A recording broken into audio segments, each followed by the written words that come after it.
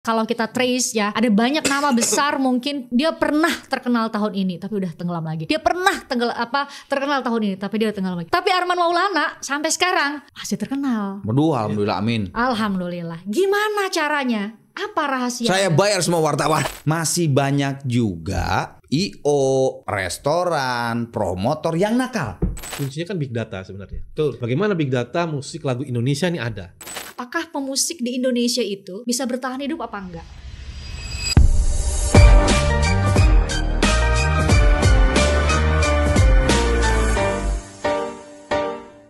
Sebelas Januari bertemu, menjalani kisah cinta ini. Naluri berkata, engkaulah milikku. Udah segitu aja. Kita lagi ngobrol nih di podcast Kementerian Hukum nih. Makasih loh Mas Arman Maulana, terima kasih udah hadir. Terima kasih juga ada Pak Seas, ini Sekretaris Direktorat Jenderal Kekayaan Intelektual. Kenapa yang diundang oleh Kemenkum adalah Arman Maulana? Karena beliau ini sudah 30 tahun lebih menjadi legenda Indonesia. Oh, kirain. Jadi udah ngalamin dong ya perubahan dari masa ke masa yang ya kan Pak Ses ya. Tentu ada perubahan teknologi informasi dan lain-lain. Cerita dong gimana dong perjalanan panjangnya? Seru ya, seru. Alhamdulillah saya dari zaman kaset. Yes. Dari kaset terus ke CD. Jadul. Ya, dari CD ke DVD lah, Blu-ray lah dan sebagainya yang akhirnya sampai juga ke digital yang nggak ada fisiknya gitu. Jadi buat saya sih seneng aja, seru karena beda-beda sih, bener-bener beda-beda. Apalagi pas udah berubah menjadi digital, wah itu udah berubah total sih. Kalau dulu tuh zaman kaset CD itu kan royalti itu masih jarang. Sistem royalti itu masih jarang. Jadi dulu tuh kalau zaman saya tuh bonus. Jadi gini, ini maaf aja ini saya ceritain ya. Jadi dulu gitu. Apa THR? Bonus. Jadi gini, misalnya dulu waktu saya sama Gigi album pertama itu kan Angan, lagu Angan sama single keduanya Ku Ingin. Tahun 94 ya. Nah di 95 itu kan bener-bener lagi pas peaknya banget waktu kita ngeluarin single Janji itu kan dan Nirwana. Nah itu tuh kan saya kalau jalan gitu keluar rumah tuh dari pengamen, anak-anak di gang, anak kecil itu semua nyanyi lagu Janji itu sama Nirwana. Nah kita tuh di situ datang ke label kita Mendiang Koakiat, Union Artist dulu nama labelnya. Koakiat ini kayaknya lagu kita meledak deh, kayaknya lagu kita viral deh, pasti ini duitnya banyak deh.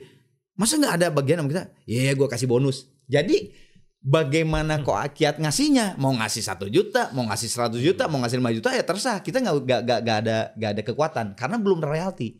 Jadi sistem bonus gitu. Jadi ya zaman dulu seperti itu. Nah kan terus kan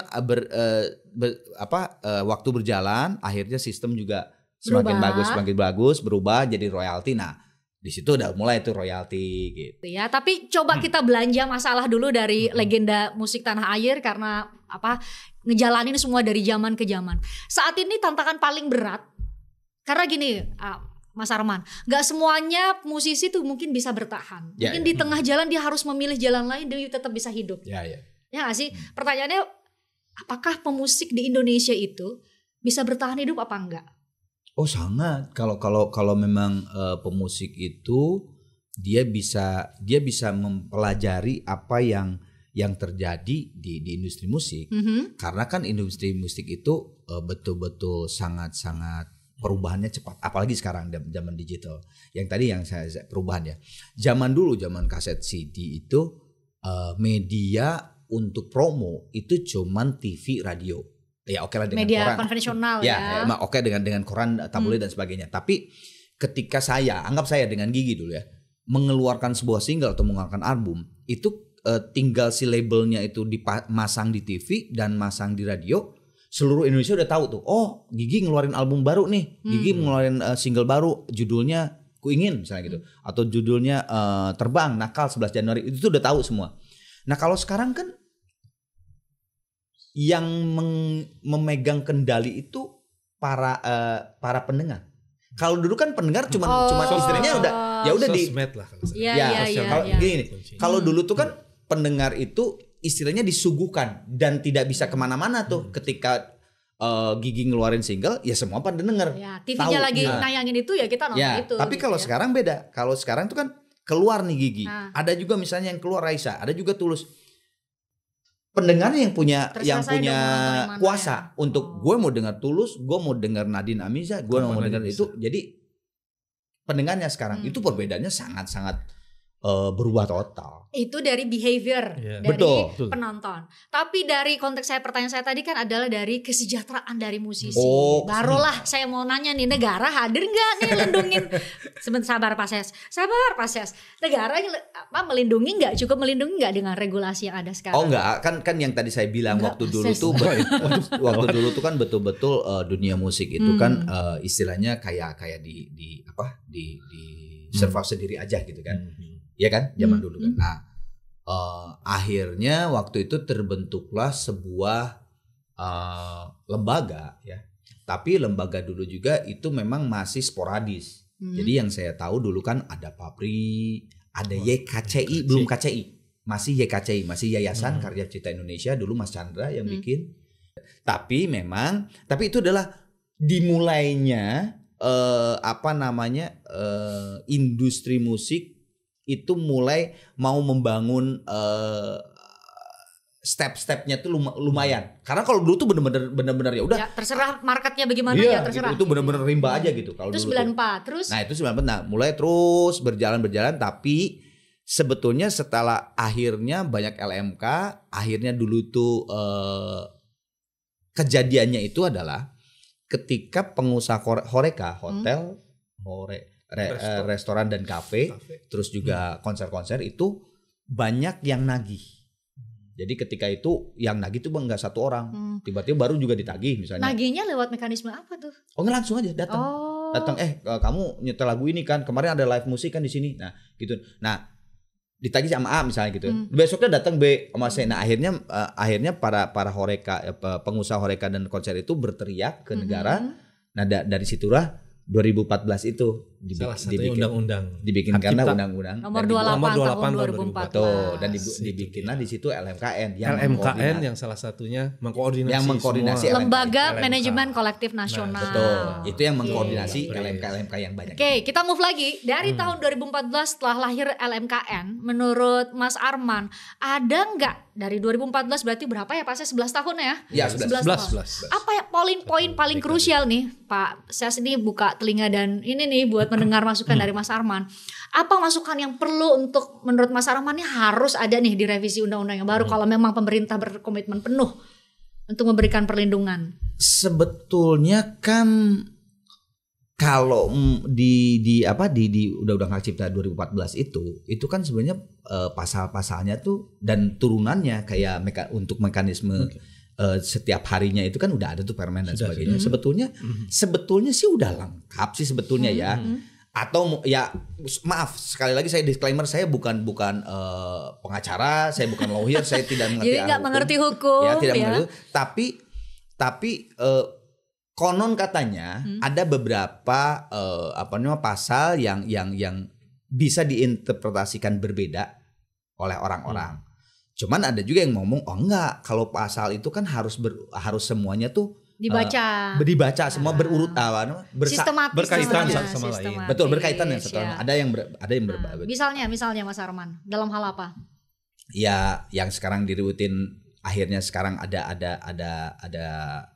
kelompok sebagian kelompok komposer yang istilahnya protes gitu kan. Itu antara 9 sama 23. Di pasal 9 itu pengguna harus minta izin. Yes. Tapi di 23 adalah izin itu sudah diberikan asal bayar ke LMKN. Nah itu kan kayak gitu tuh. Ini satu dari sekian banyak yang mungkin muncul dinamika ya. Kita nggak sebut nggak tepat tampaknya disebut masalah karena ini kan persoalannya adalah akibat dari perkembangan, misalnya salah satunya adalah teknologi informasi, sistem seperti sekarang dan lain-lain. Pak Ses, gimana Kementerian Hukum melihat dinamika perkembangan yang terjadi, termasuk kalau sekarang saya tuh nggak tahu ya sebagai pengguna Spotify ya Mas Arman, karena tuh saya nggak tahu ini sebenarnya penyanyinya dapat apa hak ekonomi nggak ya? Stakeholder lah ya, stakeholder di musik lah. Ya. Dapat hak ekonomi nggak ya? Mereka gimana pengaturannya dan lain-lain. Itu udah tertangkap dinamika ini, perubahan ini, Pak Ses? Dengan undang-undang yang lama sebenarnya yang di Undang-Undang 28 2014 itu sudah tercover. Misalnya kita urusan dengan yang digital misalnya. Karena kita sudah meratifikasi ada namanya WIPO Copyright Treaty, WIPO Performers Phonogram Treaty dan juga Beijing Treaty. Nah, itu isinya dikaitkan dengan internet. Nah, itu kita sudah kalau undang-undang udah oke lah. Perjanjian udah oke. Seperti Kang Arman sampaikan tadi. Peraturan sudah oke. Sistem sudah oke. Nah, jadi tinggal kan bagaimana kita melaksanakan sekarang. Implementasi. Karena tentu sistem apapun kalau yang melaksanakan juga tidak konsisten atau tidak melaksanakan dengan baik, itu juga akan berpengaruh. Tapi itu kan proses sebetulnya. Proses. Artinya kita belajar untuk ya kayak orang belajar mobil lah. Kan belajar dulu. Ya mungkin dikit-dikit nabrak atau apa kan. Tapi lama-lama kita akan bisa ahli dalam menyetir kan. Nah, ini sama mungkin. Kita mengelola kekayaan intelektual, lagu musik ini kan tentunya dikelola semua royalti segala macam untuk kesejahteraan tentunya pencipta, ada penyanyi, ada juga pelaksana pertunjukan dan sebagainya yang itu akan memberikan kesejahteraan buat mereka pastinya. Mungkin belum banyak yang tahu nih. Sebenarnya hak-hak yang atau siapa aja nih Pak Ses yang sebenarnya udah dilindungi dan pasti mungkin akan dipertahankan atau diperkuat dalam RUU atau revisi Undang-Undang Hak Cipta nanti. Siapa Pak Ses? Penyanyi, pencipta lagu, penyelenggara. Kalau kita bilang komposer ya, performers. Sama yang terkait dengan performance. Jadi siapa yang menyelenggarakan performance? Komposer, tidak ada performer, nggak ada yang nyanyikan, nggak bisa kan? Lagunya tidak akan dikenal orang. Penyanyi juga kalau nggak ada penciptanya, dari mana nyanyi apa dia? Mungkin joget-joget aja. Tapi dua ini juga kalau tidak ada performance, tidak dipertunjukkan, juga masyarakat nggak tahu. Kita tidak bisa mengkomersilkan hasil lagu musik kita. Mungkin performance Mas Andri boleh digampangin gitu. Performance itu intinya pertunjukan. Apakah IO misalnya? Jadi kalau performance itu ada dua kan, ada yang langsung, ada yang direkam dulu kayak kita CD kan, melalui CD, kaset zaman dulu atau melalui digital. Ada yang langsung juga live. Nah, itu pertunjukan. Nah, dalam pertunjukan itu kalau yang langsung kan ada penyelenggara misalnya. Kalau kita urusan dengan yang rekaman ada produser rekaman. Kalau misalnya hubungannya dengan televisi ada broadcaster atau kayak RCTI dan sebagainya, Trans dan sebagainya. Itu kan termasuk dalam broadcasting organization, organisasi penyiaran. Mas Arman seberapa kan Mas Arman yang saya bilang tadi semulang lagi ini 30 tahun nih 30 tahun loh jadi penyanyi. Wow. Mas Arman seberapa tadi tiga subjek hukum yang dilindungi ya sama apa haknya oleh undang-undang dan nanti akan diperkuat direvisi, seberapa itu udah jalan? Itu udah ideal belum? Tadi Pak Ses udah bilang ya implementasinya nih, benar nggak? Sebetulnya gini ya, kenapa sekarang akhirnya jadi saya banyak keliling podcast gitu ya. Termasuk ke sini. Iya, termasuk ke sini. Sekarang WhatsApp ya. Podcast Kemenkum RI. Sebetulnya kan dikarenakan adanya ketimpangan atau ketidaksempurnaan para pencipta lagu itu tidak menerima haknya dengan baik gitu ya. Nah, terus kan kalau tadi pertanyaannya gimana sih sebetulnya sistem dan hukum itu udah ada. Cuman implementasinya memang masih sangat lemah, terutama di performing rights. Kenapa? Kira-kira Mas Arman? Kalau saya langsung aja sih ya. Kalau saya langsung aja nggak usah cerita apa segala macam. Ini kan udah 2025 ya. 2025 itu teknologi digital itu sudah sangat-sangat hebat. Sudah sangat mumpuni lah. Apapun tuh sekarang sudah bisa. Blockchain, sistem blockchain itu kan itu udah benar-benar setransparan mungkin. Ketika masuk data detik ini, di situ juga kita bisa real melihat. Time kita bisa ikut. Bisa tahu kita. Misalnya ada hukum hak ekonomi di situ. Ketika saat itu juga kita bayar pembayaran secara gateway, saat itu juga udah bisa langsung trade gitu kan. Sekarang aja Kris masuk kok. Betul. Jangankan gitulah Mbak. Sekarang kalau kita ke WUS deh. Kalau yang Oh, udah di yang lantai atas itu kan udah nggak nerima Nggak ada. sama sekali duit. Semuanya Scan Semua aja. di bawah, semua semuanya selesai. tuh nggak bisa, kita nggak nerima, kita nerima semuanya kris atau dan Nah, sebagainya. kalau dalam konteks lagu? Nah, maksud saya kan 2014 itu berarti udah 11 tahun ya. Masa sih gitu nggak bisa bikin sebuah sistem yang akhirnya kalau sistem itu tercipta, yang di sini adalah pengkolekan untuk performing itu LMK dan LMK itu, kalau ada sistem itu pasti akan beres gitu, pasti nggak akan ada persoalan ini gitu. Berarti ada LMKN, ada LMK. Karena kan bagi Beda. penikmat musik nih mungkin baru Apa sih tahu itu ya? lah apa sih LMK, itu. apa LMKN. LMKN ada LMK. Banyak ya? Banyak LMK tuh sekarang ada berapa ya Mas ya? Sudah 19 kemarin. 19. 19. 19 LMK. Kategorisasinya berdasarkan apa Itu tuh, ada Pak Ses? peraturan menterinya, jadi mereka ada syarat-syarat, misalnya harus berapa Minimum. minimum pencipta atau apa yang mereka yang akan mereka kolek gitu kan, ada membernya lah bahasanya, baru mereka bisa mendaftarkan. Nah, itu ada syarat-syarat di peraturan menterinya. Nah, itu yang mungkin selama ini kan mungkin kita juga perlu belajar juga bahwa berbicara pengelolaan ini kan bukan sesuatu hal yang bisa langsung. Artinya sistem sudah bagus, aturan sudah bagus. Begitu kita mau menjalankan, mengimplementasi, tentu kan ada sesuatu hal yang harus kita pertimbangkan lagi kan. Kalau kita pemerintah tentunya kan nggak bisa langsung satu arah aja kan. Pasti kita akan harus melibatkan stakeholder yang tadi yang 3 itu, mulai dari komposer, performer sampai orang yang memang untuk menyelenggarakan performance. Nah, ini yang mungkin sinergi kolaborasi ini perlu, kayak tadi Mas Arman sampaikan terkait dengan digitalisasi dan sebagainya. Kuncinya kan big data sebenarnya. Betul. Bagaimana big data musik lagu Indonesia ini ada. Nah, sampai saat ini apakah sudah ada satu database yang lengkap terkait musik lagu Indonesia, baik itu yang modern atau tradisional. Nah, ini juga menjadi PR kita. Nah, kalau Pak Ses pertanyaannya itu kan, sampai saat ini udah ada belum? Kalau saya sih pertanyaannya muncul justru di benak saya pas Pak Ses menjelaskan, justru kenapa kita jadi nggak ada big data? Why? Ya nggak sih Mas Arman, kenapa? Betul tadi udah 11 tahun loh, masa nggak ada perbaikan dengan perkembangan. Dulu Mas, pas kita COVID kan ada akselerasi ya, apa-apa semua digital. Anak-anak aja yang tadinya nggak bisa belajar online, Di COVID. orang bisa akhirnya bisa juga tuh kita belajar online dan lain-lain. Kenapa? Apa kira-kira yang mungkin Pak Ses melalui sebagai perwakilan dari pemerintah gitu ya, Kemenkum gitu, menangkap dinamika apa sih yang ada di lapangan yang akhirnya Pak Ses bilang tadi, kenapa sih kita nggak punya big data? Pak Ses apa ya? Ya mungkin kan kalau kita telisik lagi di awal bahwa mungkin pada awalnya tadi disampaikan mereka kan sendiri-sendiri dulu kan, ada LMK ini masing-masing. Artinya sebelum ada aturan Undang-Undang Cipta yang 2028-2014 mungkin itu masih belum terlalu diatur dengan baik lah dengan adanya LMKN sekarang. Nah, sekarang begitu ada, seharusnya kan bisa mengkolek semua data ya. Ini yang sebenarnya salah satu PR juga. Tapi kami dari Direktur Jenderal Keintelektual dari Kemenkum sebenarnya sudah ada membuat satu platform lah, namanya PDLM, Pusat Data Lagu dan Musik. Pusat Data Lagu dan Musik. Tapi itu masih sangat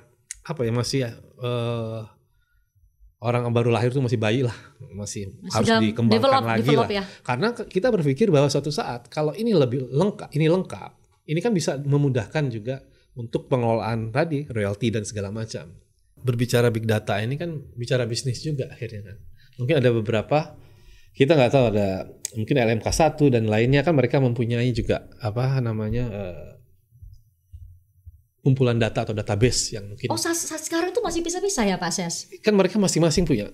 LMK ini punya database ini punya database ini. Tapi memang pengaturannya sudah lebih baik dari yang sebelumnya. Kalau dulu mungkin akan tumpang tindih dan sebagainya. Tapi dengan sistem yang sekarang mungkin akan lebih tertib lah ya, tidak tumpang tindih datanya, mestinya seperti itu karena sudah dikoordinir oleh LMKN, itu kan pertama, dan pemerintah juga ikut mengawasi dalam proses pelaksanaannya seperti itu. Nah, untuk mengumpulkan itu kan perlu komitmen semua sebenarnya, itu kan kuncinya sebenarnya, komitmen semua dari stakeholdernya yang tadi produser segala macam yang punya repertoar atau daftar-daftar lagu dan sebagainya untuk mau membuka. Yuk satuin datanya. Nah, itulah yang semestinya kita mau bersatu, tapi tentunya semua itu kan harus dikuatkan dengan pertama payung hukum juga. Misalnya Mas Arman sebagai performers, penyanyi, kan menerima royalti juga. Tahu nggak Mas Arman? Nah itu Mas Arman tahu nggak? Kalau tadi sih saya nanggapnya berarti hitungannya sekarang tuh benar-benar manual ya Mas Arman. Manual dalam arti bahwa enggak waktunya nyanyi di kafe ini, enggak. gathering ini, bayarnya ini manual. Enggak. Enggak. Ya manual masih. Serius? Ya. 2025. Betul. Nah makanya tadi kenapa sih gitu saya bilang sih saya ya gini. Ada yang mungkin ikutan yang juga. kelewat. Kenapa sih? Enggak, mungkin ada yang kelewat mungkin ya. Mungkin mumpung saya di podcastnya WhatsApp ini ya. LMKN itu memang sayangnya tidak dibiayai oleh APBN negara. Nah itu. Sumber pembiayaannya dari? Jadi dia para LMK itu 20% dari nilai yang nilai yang terkumpul. Jadi dipotong 20% misalnya untuk kerjaannya. Setahun 50 miliar terkumpul. Nah, 20%-nya itu berapa? Nah, itu untuk itu. Nah, kan justru di sini saya bersuara mudah-mudahan negara di sini bisa lah gitu ya si LMKN ini dikasih memang ada supaya tidak tumpang tindih tuh. Akhirnya ntar ada alasan ya gua aja ini 20% udah susah banget karena 20% itu besar loh untuk pemotongan kepada si royalti itu. Kan itu kan terpotong jauh lagi gitu kan istilahnya gitu kan. Nyampe ke penyanyi berapa? Betul, ke pencipta berapa? terutama.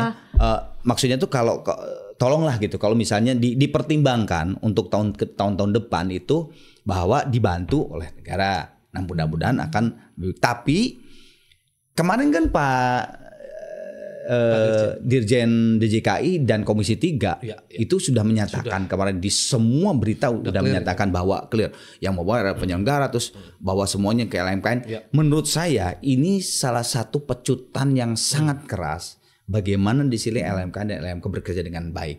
Karena kalau misalnya sudah kemarin Dirjen DJKI udah ngomong begitu, Komisi 3 udah ngomong gitu, terus misalnya kinerjanya juga masih juga tidak kurang baik, wah ini harus betul-betul tolak ukur banget. Kurang baik itu atau tolak ukur kerja baik dari LMKN dan LMK ada beberapa itu Mas Arman tuh apa? Jumlah yang berhasil dikumpulkan. Iya dong. Ya, sekarang bayangin Malaysia Malaysia berapa sih? Berapa penduduknya berapa gitu ya? Itu bisa mengumpulkan banyak. 1 tahun itu hampir 1 triliun. Kita kemarin 70 miliar. Malah kita 280 juta loh. Cuman 70 miliar. Maksudnya tuh kebayang kan kalau misalnya udah sesempurna kayak Malaysia, kita tuh mungkin bisa 4 sampai 6 triliun kali. Tambah sejahtera.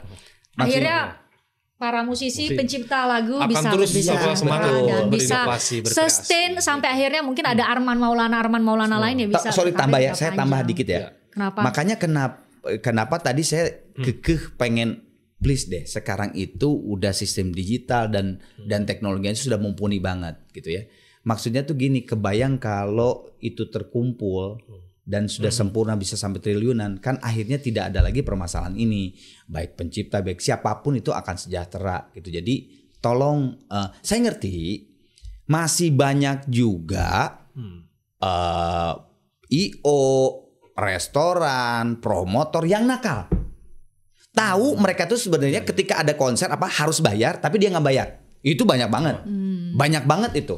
Tapi ada satu lagi, mungkin mereka tuh sosialisasi itu nggak dapat, dia nggak tahu harus bayar, nggak tahu tuh. Jadi ada 2 jenis nih, ada yang tahu bahwa harus bayar, ada yang tahu tapi nakal nggak mau bayar, ada yang memang benar-benar nggak tahu, berarti sosialisasi kan. Iya. Nah maksudnya nggak tahu kalau ada di pikiran saya, mungkin pikiran saya pikiran yang santai, bukan santai, maksudnya itu simpel awam. Kan kalau ada sebuah sistem digital yang gampang kayak perdagangan online yang tinggal buka aplikasi, klik bayar langsung. Itu saya yakinlah yang nakal juga mungkin kalau sistemnya udah gampang mungkin akan yang nakal itu karena ribet. Ini gua harus ngisi dulu, ini dulu, ngerti gak? Kayak bikin gitu. Daftar dulu ya, pakai Excel dulu gitu ya. Coba saya mau ada mungkin bisa ditampilkan supaya saya juga ikut baca dong nih pertanyaan yang muncul dari media sosial kita ya. Ada nih dari Cipa, lagunya di cover dan viral di medsos tanpa izin dari penyanyinya. Apa dia akan dilaporkan pelanggaran hak cipta? Gitu ya Pak Ses? Hak cipta itu kan prinsipnya perlindungannya kan kalau ada pelanggaran delik aduan. Jadi kalau Mas Arman misalnya merasa wah lagu 11 Januari tiba-tiba ada yang mainkan di resto misalnya kan, atau di YouTube misalnya ya. Cover ya. Tapi nggak mau melaporkan, nuntut bisa-bisa aja karena haknya kan. Nah jadi kuncinya adalah delik aduan, jadi harus pemegang hak ciptanya yang melapor. Nah kita ada nih upayanya nih di DJKI dan undang-undang yang baru yang 2014 ini. Jadi ada upaya kita kerjasama ya, SKB ada surat keputusan bersama Kementerian Hukum dan Komdigi. Nah di situ bisa melapor ke kami, misalnya, oh tolong ada konten saya yang melanggar hak cipta di website ini. Nah kemudian kami proses nanti ke Komdigi. Nah, ada itu bisa aduan, ditutup ada harus kanal diadu aduan dulu. gitu ya, Pak Ses? Mungkin bisa diinfo dong Pak Ses. Ada. Bisa kami akses di mana media sosial? Nanti mungkin di website DJKI. Oke, cek di website DJKI mungkin kalau yang ngalamin ya. www.dgip.id. .co.id. Oke, nanti kita .id. tampilin di layar. Kalau itu terjadi ke seorang Arman Maulana, nih ada lagu dari sekian banyak. Berapa sih sama nih kayaknya pertanyaannya. Berapa sih jumlah lagu sekarang selama 30 tahun berkarir? Gigi aja kan saya ada project solo juga. 9 Iya. tahun yang lalu saya bikin project solo bareng Gigi, selain Gigi. Gigi aja kayaknya udah 200 lebih deh. Jadi total? Ya mungkin 300 kurang. Nah dari 300 kurang lagu itu terus ada yang cover, terus viral di YouTube. Nah bakal nagih nggak royaltinya? Nah sebetulnya gini, kalau YouTube itu udah ada aturan mainan dari platformnya sendiri. Udah ada ya? aturan mainan dari platformnya. Jadi misalnya lagu 11 Januari lah gitu ya, dibawain sama seseorang penyanyi di cover. Dia punya channel sendiri di YouTube-nya. Ternyata misalnya gini, video klipnya 11 Januari viewernya cuma 11. Pas di cover sama dia jadi 100 juta gitu misalnya gitu. Nah itu tuh si platform YouTube itu udah punya aturan sendiri. Dia udah langsung AdSense-nya tuh langsung ke si pemilik pencipta dan sebagainya, publishernya dan sebagainya. Sebenarnya udah itu sih udah ini. Nah cuman balik lagi. Kadang ada beberapa pencipta atau penyanyi kayak Beyonce. Beyonce itu ketika ada yang cover di YouTube itu langsung take down. Karena Beyonce-nya nggak mau. Iya. Tapi ada juga yang nggak kayak Beyonce. Oh mangga silakan aja gitu. Toh kan udah ininya tuh udah diatur. Jadi memang balik lagi ke si penyanyi dan penciptanya. Gitu. Makanya kalau secara hukum aduan ya. Nah tapi kalau misalnya dia bawain lagu, misalnya 11 Januari dinyanyiin sama seorang penyanyi di aransemen ulang, terus tiba-tiba ada di Spotify. Terus misalnya dia cetak CD misalnya nih kan sekarang kan musim lagi ya kaset dan sebagainya untuk. Nah itu mah beda. Nggak izin itu bisa dituntut karena itu ada mechanical rights dan sebagainya harus izin kalau itu. Berarti akan dilaporkan kalau kayak gitu. Dilaporkan. Karena itu kan masuk delik aduan gitu zaman ya. Zaman dulu disebutnya pembajakan kalau itu. Bener. Dibajak. Bener. Dulu mungkin yang bagi anak-anak sekarang apa sih pembajakan bingung pasti. Ya milenial senior dan agak senior kolonial lah. Mungkin pernah ngalamin namanya beli CD bajakan.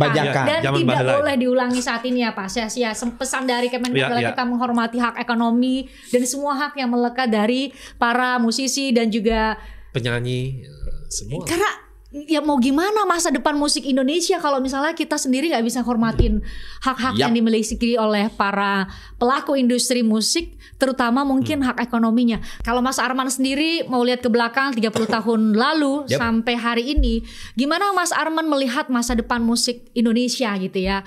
Coba dikaitkan dengan payung hukum yang udah menjadi representasi dari kehadiran negara gitu ya, terus tataran implementasi. Gimana masa depan musik Indonesia? Saya kira masa depan musik Indonesia cerah. Dari dulu tuh musik Indonesia tuh tidak pernah jatuh. Saya ingat banget waktu kerusuhan 98 itu semuanya jatuh ya, semuanya jatuh kan. Mana ada orang yang mau ke bioskop gitu istilahnya gitu kan. Mana orang itu cuma jatuh, ekonomi jatuh. Hanya musik yang bertahan. Saya waktu 98 masih tur loh. Masih tuh 30 kota. Jadi masih ada yang mau ngeluarin uang buat nonton. Jadi, karena di situ saya mikir mungkin mereka tuh perlu lagi pusing, gue perlu hiburan nih untuk dinyanyiin dan sebagainya. Jadi saya kira dari dulu industri musik Indonesia tuh selalu keren. Pendatang baru selalu hebat dan sebagainya. Jadi saya sih tidak takut akan masa depan musik Indonesia karena emang makin sini makin hebat. Malah anak-anak pendatang baru sekarang itu munculnya dia keluar dia muncul rilis itu dia tuh udah dengan itu dia udah membentuk dia udah menjadi sebuah brand. Udah bukan hanya penyanyi, udah jadi sebuah brand sekarang tuh. Sendiri. Bahkan dia tuh punya publishing sendiri. Bahkan dia sekarang udah hampir rata penyanyi itu sekarang as a composer, singer as a composer. Iya. Semua.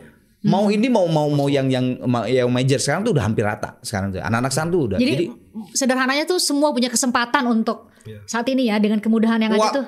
sekarang saya sih nggak takut akan masa depan musik Indonesia karena seniman-seniman di Indonesia, komposer di Indonesia, stakeholder yang lain-lainnya juga, penyelenggaranya juga udah hebat-hebat. Kita punya With the Fest, kita punya Java Jazz, itu udah gila, udah hebat-hebat semua gitu. Jadi saya tidak pernah takut akan masa depan musik Indonesia. Hebat, bagus banget kok. Cuman ya itu aja, sistemnya aja diperbaiki, pasti akan lebih keren lagi. Itu secara general, tapi pasti ada hal yang dilakukan atau yang jadi strategi seorang Arman Maulana, karena kalau kita trace ya, ada banyak nama besar mungkin dia pernah terkenal tahun ini tapi udah tenggelam lagi. Dia pernah terkenal tahun ini tapi dia udah tenggelam lagi. Tapi Arman Maulana sampai sekarang masih terkenal. Aduh, alhamdulillah, amin. Alhamdulillah. Gimana caranya? Apa rahasia? Saya bayar semua wartawan. Apa ya? Update, Mbak. Harus mau update terhadap yang terjadi di industri musik Indonesia. Yang kayak tadi dari perpindah dari kaset CD tiba-tiba jadi digital. Kalau tidak update, kalau tidak mempelajari apa sih? Oh, ternyata sekarang begini, ternyata gitu. Mungkin akan habis juga sih, gitu. Dan juga jangan kayak misalnya saya kan udah sekian puluh tahun, pasti kan pendatang baru banyak di bawah gitu ya. Ada penyanyi baru, terus ada komposer baru. Terus saya tetap aja enggak, gue mah di sini aja, gue nggak mau ngambil ciptaan dari anak-anak baru. Nah, kalau kita punya perasaan seperti itu, wah selesai sih. Justru gitu kalau ya? saya pengen kolaborasi terus, saya pengen kolaborasi terus. Mengikuti perkembangan. Karena dengan kolaborasi itu justru rasa dan sense of art yang saya sudah hilang karena usia saya sudah menua, itu ketika kolaborasi dengan yang muda-muda akan dikembalikan lagi. Semangat, ide-ide dan sebagainya, itu yang harus dikejar oleh semua seniman. Kalau mau bertahan. Itu tips dari Arman Maulana. Ini bukan saya yang minta, tapi ada komentar nih. Ini bisa kita lihat nih dari Faiza. Faiza bilang, mau dong dinyanyiin lagi. Mau dinyanyikan lagu Kak? Lagu apa? Lagu apa? Tadi Indonesia 11 Januari Raya? udah. 11 Januari udah. Indonesia Raya. Pases. Untung bukan kita yang diminta nyanyi ya. Saya udah deg-degan aja. Ini aja lah. Kalau kita mau nyanyi yang lain. Jadi saya ya berarti bukan. Tolong itu bisa gak lebih spesifik? Jadi gini aja, saya flashback aja waktu pandemi. Saya udah ngeluarin album project solo kan. Saya bilang, wah nggak bisa nih, pandemi nggak bisa berhenti, harus tetap ngeluarin karya. Akhirnya waktu itu saya dengan label saya Trinity ngambil lagu yang sudah terkenal, saya nyanyikan lagi. Lagu ini terkenal banget ya anak-anak dulu, tapi saya nyanyikan. Lagunya yang gini. Mungkin inilah rasanya, rasa suka pada dirinya. Sejak pertama aku bertanya, Facebookmu apa, nomormu berapa? Iya. Mantap. Berasa kita nonton konser ya Mas Yes ya. Ini jangan closing dulu dong, sebelum closing saya mau ngomongnya tadi. Iya benar, udah janji Ya, ini udah dibilang kita mau closing pasti dikasih. Udah 2 kali nyanyi, gimana kita nggak menungguin nih ya.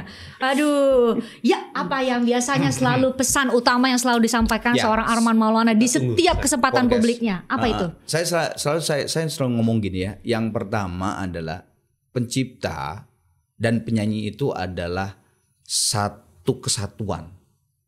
Jadi tidak mungkin penyanyi tidak akan membela pencipta, karena ini adalah satu kesatuan. Makanya saya ngomong begini di setiap podcast, please banget untuk kepada manajer dan manajemen penyanyi, mungkin sosialisasi mengenai bayar ke LMK dan royalti dan sebagainya itu belum tersosialisasikan dengan baik.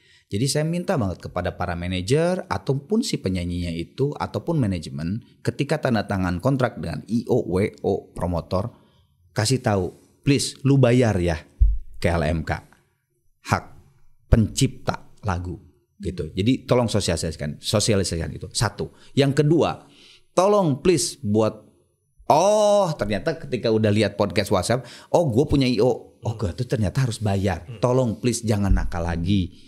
Para IO, promotor dan sebagainya bayar, karena di situ ada hak para pencipta lagu gitu. Dan yang ketiga penutupnya adalah please banget untuk LMKN dan LMK digital harus secepatnya dilakukan.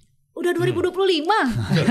Saya tambahin Ya, dari boleh, 2025 soalnya, silakan. ya kan? Bener dong. Betul. Udah digital banget. Mungkin anak-anak SD aja udah belajar coding sendiri yang akhirnya mereka bisa bikin ini Pak Ses.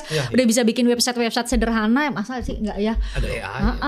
Nah, Pak Ses sebagai bentuk ini bagian dari representasi negara nih, Kementerian Hukum nih banyak sekali tugasnya. Tadi Mas Arman bilang di Undang-Undang Hak Cipta aja namanya ngurusin musik dan juga sektor lain tuh, industri lain bisa beda tuh Pak Ses. Mungkin Pak Ses bisa kasih penguatan dong kepada Mas Arman. Banyak musisi tanah air yang mungkin berharap negara hadir untuk memberikan perlindungan maksimal buat mereka. Oke.